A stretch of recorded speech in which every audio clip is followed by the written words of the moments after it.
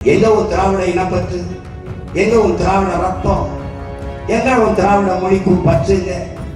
ஏன் அவன் கன்னடா, நான் தமிழ். ஒரு கேள்வி கர்நாடகத்துக்கு தமிழ் தம்பி இவ்வளவு நாட்டில் இல்லாத ஒரு துணை முதல்வர், ஒரு டிப்டி சீஃப் மினிஸ்டர் கருணாநிதி வீட்டில் தான் இருக்காரா? எங்களெல்லாம் நீங்க கருணாநிதி வீட்டு கொத்தடிமைன்னு கூட பேசுங்க, எங்களுக்கு அதுல எந்த வருத்தம். ஆனா அந்த குடும்பம் தான் எங்களுக்கு சரியாகும், அதுதான் எங்க ஆகணும். என்ன ஓம் பொண்டாட்டி உள்ள உன் குடும்பம் கூட சரியில்லையாடா? ஜெய் ஸ்ரீராம். எவனாலும் ஒரு பிஜேபி கேரக்டர் ஜெய் ஸ்ரீராம் சொல்றாங்க பாருடே. தம்பி தங்கச்சியில ஒரு நிறைய மார்க்கெட் இல்லை, இந்த சாமி போட்டியெல்லாம் உண்டி கடற்கரை பறக்கும். அது மாதிரி முருகன் இங்க தீவம் நல்ல ஒரு மாடல் தான் சார். ஏஜென்சியாரே திராவிட முன்னேற்றம் நல்ல வேலை. அந்த பார்வமாக உயிரோடு இல்லை, அது கற்பனை. உயிரோடு இருந்தா கதற கற்பழிச்சு கொண்டு போய் இந்த கொள்ள குறைச்சிட்டு இருந்து சாமியவே நம்ம காப்பாற்ற வேண்டியிருக்கலாம். அதுக்காக ஒரு ஓட்ட போட்டு நாட்டை கொடுத்துருக்கா நல்லா இருக்கா? அந்த அவர்கள் தமிழ் நாட்டின் குடிமக்கள், அவர்கள் காசிலே தான் இந்த நாடு இயங்குகிறது. அவர்கள் காசில தான் கர்நாடகக்காரர்களுக்கும் நலத்திட்டத்திற்கு பணம் போகிறது. அவர்கள் காசில தான் ராணுவ வீரர்கள் நாம் சம்பளம் வாங்குகிறோம். அவர்கள் உயிரை பாதுகாக்க வேண்டும் என்று என்னைக்காவது ஒரு நாள் உன் உயிரை பாதுகாக்க பெரிய ராணுவம் துணை ராணுவ படையாக நின்றுக்கா? நீ ஓட்டு போடும் போது நிற்கிறான் உன் உயிரை காக்க நின்றுக்காங்க. உன் முதுகில் அடிவிடும் போது எவனாவது ஒரு திராவிடனுக்கு இந்தியனுக்கு வலிச்சிருக்கா? அருகில் இருக்கிற தெலுங்குக்கு, அருகில் இருக்கிற மலையாளிக்கு வலிச்சிருக்கா? வலிக்காது. ஏன் ஏன் வலிக்காது? எங்க ஒரு திராவிட இனப்பற்று, எங்க ஒரு திராவிட ரத்தம், எங்க ஒரு திராவிட மொழிக்கு பற்றுங்க. ஏன் அவன் கன்னடா, நான் தமிழ், அவ்வளவுதான். ஏன் நாங்க வலிக்குது கத்துறோம்? உலகத்தில் எங்கு தமிழனின் மேல் அடிபட்டாலும் இந்த தமிழ் பிள்ளைகளுக்கு வலிக்கும். ஏன்னா ரத்தம் ஒன்று. அதான் எங்க புரட்சி பாவனன் சொல்றான், அனுபவித்து படனடா, வழியின் மொழியாக படனடா. எங்கு பிறப்பினும் தமிழன் தமிழனே, இங்கு பிறப்பினும் அயலான் அயலானேங்கிற தமிழன் பெருமைக்குரியவன். ஏன் தமிழ் பெருங்குடியில் அவன் பிறந்ததனாலேயே தமிழன் பெருமைக்குரியவன். இதை உணராம நீ இல்ல, நீ பறைய இல்ல, நீ தேவை, நீ என்ன கொஞ்சம் தாண்டி நீ என்ன அடிமை நாயில என்னடா முன்னடிமை பின்னடிமை? உன்ட்ட அதிகாரம் இருக்கா? அதிகாரம் இருக்கா? மெய்யனது முதலமைச்சரா இல்ல துணை முதல்வரா? ஒரு அமைச்சர் அதே என் தம்பி வெற்றி தெரிஞ்சுற மாதிரி எடுத்து விட்டு மகன் கொடுத்துட்டு அப்படி நாளைக்கு முதலமைச்சர் துணை முதல்வர். ஒரு கேள்வி கர்நாடகத்துக்கு தமிழ் தம்பி கேட்கணும். இவ்வளவு நாட்டில் இல்லாத ஒரு துணை முதல்வர், ஒரு டிப்டி சீஃப் மினிஸ்டர் கருணாநிதி வீட்டில் தான் இருக்காரா? ஏன்னா உங்களுக்கு மானம் சூடு சொன்ன எதுவும் இல்லையடா. ஒருத்தெல்லாம் பேசிட்டா அவனை கல்லடி தெரிய வேணாமடா. நாங்க சின்ன தம்பின்னு நாங்க உதவி தெரியாம நாங்க முதலமைச்சராக்கி பார்த்துருவோம். ஆனா எங்க ஐயா இன்மணிதே நான் முதலமைச்சராக பார்த்துட்டு நான் செத்துருவோம். நேரத்துல பெருமையா பேசுறாரு, எங்களெல்லாம் நீங்க கருணாநிதி வீட்டு கொத்தடிமைன்னு கூட பேசுங்க, எங்களுக்கு அதுல எந்த வருத்தம். ஆனா அந்த குடும்பம் தான் எங்களுக்கு சரியாகும், அதுதான் எங்க ஆகணும். ஏன்னா ஓம் பொண்டாட்டி உள்ள உன் குடும்பம் கூட சரியில்லையாடா? அவன் வீட்டுல எப்படி அவங்க ஆக்கால பழம் சோறு போடுறான், பொண்டாட்டில சோறு போடுதான், பிள்ளை எல்லாம் சாப்பிட்டுறாங்க. இப்படி ஒரு அடிமையை, நான் அடிமை என்பதை சொல்லுகிற ஒரு மனிதனை நீ உலகத்தில் பார்த்து கேட்டா, இதாண்டா திராவிடம் நிறுத்திய பகுத்தறிவு முற்போக்கு. அப்படியே கிளர்ச்சி புரட்சினா அடிமைகளை உருவாக்கினான். அவ்வளவு. இந்த அடிமை சிந்தனையில் இருந்து உன்னை மீட்க காக்க ஒரே வழிதான் இருக்கு. நாம் தமிழர் கட்சி வெல்லணும் ஆளும்.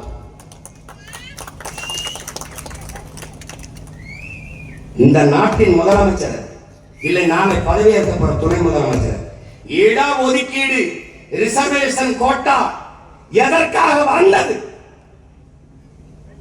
ஏன் வந்தது? எதற்காக இந்த இடஒதுக்கீடு?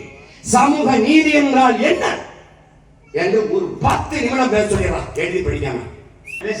அது ஏன் கொண்டு வரப்பட்டது? உடனே எங்க ஆராசா பேசுவார், அது சொல்லக்கூடாது, அவர் பேசுவாரு, நீ பேசுறாசா? அவரிலே முதல்வர், அவரிலே துணை முதல்வர், நீ பேசு. வகுப்பு வாரி பிரதிநிதித்துவம் ஏன்? எது சமூக நீதி? பல ஆயிரம் ஆண்டுகளாக கல்வி மறுக்கப்பட்ட சமூகத்தின் மக்கள் நாங்கள். கல்வி கற்க கூடாது, நீதி படித்தால் வாயாலே தின்று வாயாலே மலம் கழிக்கும் வௌவாலை போல வௌவால் முகத்தை கொண்ட மைத்ராச ஜோதிகள் என்ற பேயாக அடுத்த ஜென்மத்தில் பிறப்பா என்று மனு தர்மம் எங்களை எழுதிச்சு. அடுத்த ஜென்மத்தில் நீ நாயா போ பேயா போ, இப்பிறவியில் படித்து மனிதனா போ என்று எங்கள் முன்னவர்கள் படிக்க வைத்தார்கள். அப்படி படிக்க வைத்த பெருமக்களில் எங்கள் தாத்தா ரட்டமலை சீனிவாசனும் அயோத்தியாச பண்டிதனும் எம்.சி. ராஜாவும் பெருந்தலைவர் காமராஜனும் தெய்வ திருமகனும் எங்கள் பாட்டனார் வாவுசியும் எண்ணற்ற பெருமக்கள். ஒருத்தர் 2 பேர் இது எதையும் பேச மாட்டான். பெரியார் அப்பெரியார் பெரியார். எல்லா வேதனைக்கும் ஒரே மருந்து பிஜேபிக்காரனுக்கு ராமர். ஜெய் ஸ்ரீராம். எவனாலும் ஒரு பிஜேபிக்காரன் ஜெய் ஸ்ரீராம் சொல்றாங்க பாருடே. தம்பி தங்கச்சியில ஒரு மார்க்கெட் இல்ல, கோயிலை வச்சு குடிச்சிட்டு வண்டி ஓடிட்டுனா கோயில் கட்டி முடிச்சாச்சு, முடிஞ்சிருச்சு, பிரச்சனை முடிஞ்சிருச்சு, முற்று பெற்றுச்சு. ராமர் கோயில் இருக்கிற தொகுதியில அகிலேஷ் யாதவ் ஒரு தாழ்த்தப்பட்ட ஒரு மகனை பொது தொகுதியில் நிறுத்தி வென்றுவிட்டார். கோயில் கட்டினவர் கோயில் வைக்க, அதோட ராமர் மார்க்கெட் இல்லை. மார்க்கெட்டில் அதை நடிகரை வச்சு ஏற்படாதுப்பா எடுக்கல. யாராவது இப்ப ஜெய் ஸ்ரீராம் இதே எல்முருகன் அருமை சகோதரர் எல்முருகன் என்னென்ன விலைவாசியில் அவர் ஜெய் ஸ்ரீராம் ஜெய் ஸ்ரீராம் என்னென்ன அந்த பொண்ணை அவரக கற்பழிச்சுட்டாங்க. ஜெய் ஸ்ரீராம் ஜெய் ஸ்ரீராம் பேட்டியில் இருந்து அவர் சொல்லிட்டு ஓடுறது ஜெய் ஸ்ரீராம் ஜெய் ஸ்ரீராம். அது மாதிரி நீங்க எல்லாம் உங்களுக்கு பிரச்சனை என்னன்னு தெரியாம வேலை இல்லை. ஜெய் ஸ்ரீராம் ஜெய் ஸ்ரீராம் சொல்லுது. பரிசு போறியா அதெல்லாம் படிச்சுட்டு 300 தடவை ஜெய் ஸ்ரீராம் ஜெய் ஸ்ரீராம் ஜெய் ஸ்ரீராம் ஜெய் எழுதிச்சுட்டு பாஸ். நீ பாஸ். இது ஒரு கொடுமை. ஜெய் ஸ்ரீராம் பாரத மாதாக்கு ஜெய். இது இவங்க மாதா மாதிரி பாரதம் உணர்றா ஒண்ணுதாடா. பாரதம் மாதா மணிக்குள்ள 2 பெண்ணு நிர்வாணமா வீதியில் எடுத்துட்டு போய் வன்முணர்வு செய்து தீ வச்சு கொடுத்து நீ பாரத மாதா ஜெய் போடுற. மருத்துவ கல்லூரியில் படிச்சுருந்த பிள்ளைய கூட்டு வன்முணர்வு செய்து கொண்டு விட்டு நீ பாரத மாதாக்கு ஜெய். 8 வயசு பிள்ளை ஆசிவாக கோயிலுக்குள்ள வச்சு 22 பேர் கைய கால உடைச்சு செதச்சு கொண்டு நீ பாரதி மாதாக்கு ஜெய். நல்ல வேலை அந்த பாரத மாதா உயிரோடு இல்லை, அது கற்பனை. உயிரோடு இருந்தா கதற கற்பழிச்சு கொண்டு போய் எப்படி இருக்குது பாரு. இது ஒரு கொடுமை, இது ஒரு கொடுமை. இப்ப அதை பேச மாட்டான். அந்த கோயில் முற்று பெற்றுச்சு, அது நீரிஞ்சு. மறுபடியும் என்ன ஜெய் ஜெகநாத். ஒரிசால இருக்கிற பூரி ஜெகநாதர் போயிட்டான் ஜெய் ஜெகநாத். அது மாதிரிதான் இந்த திராவிடன் ஒவ்வொரு நேரத்தில் ஒண்ணு பேசுவான். இத்தனை ஆண்டுகள் இப்பதான் முருகனே என் கண்ணுக்கு தெரியுது. அவர் நேற்று தான் வந்து பழனியில வேரோடு உட்கார்ந்த மாதிரி முருகன் பெருவிழா நடத்தது யாரு? தீபம் நல்லெண்ணெய். எல்லாம் தம்பி, எல்லாம் பேக்கேஜிங் தம்பி, எல்லாம் மார்க்கெட்டிங். முருகனும் ரோல் விளம்பர மாடல். எப்படி இந்த நாட்சியை போட்டினால் வெள்ளையா தலைவலி நீங்கிவிடும், இந்த சாம்பு போட்டினால் முடி கடகரக என்று பறக்கும். அது மாதிரி முருகன் இவங்க தீபம் நல்லெண்ணெய் ஒரு மாடல் தான் சார். ஏஜென்சி யாரு? திராவிட முன்னேற்ற கழகம்.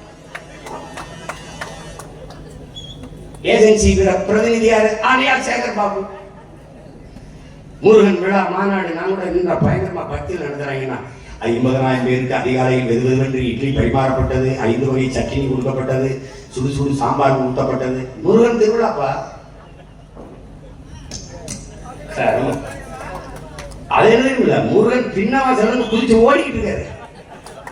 எங்காவது ஏன் ஓடுறீங்க அப்படின்னா, திருட்டு பெண்ணு வராங்கடா, ஒரு வாரம் ஒதுங்கி இருந்துட்டு வாரண்டா, ஒரு வாரம் ஒரு இடத்துல ஒளிஞ்சு இருந்துட்டு வாரண்டா அப்படின்னு அவங்க பூசாரி கூப்பிட்டு உண்டியல்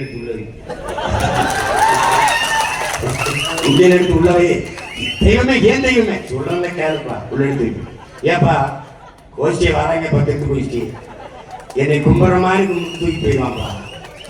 ஆமா, நீ கம்ப்ளைண்ட் அவன்ட்டு தான் உங்களுக்கு வாங்க மாட்டான். அதனால உண்டியில பத்திரமாயி போனவனே எடுத்து முன்னாடி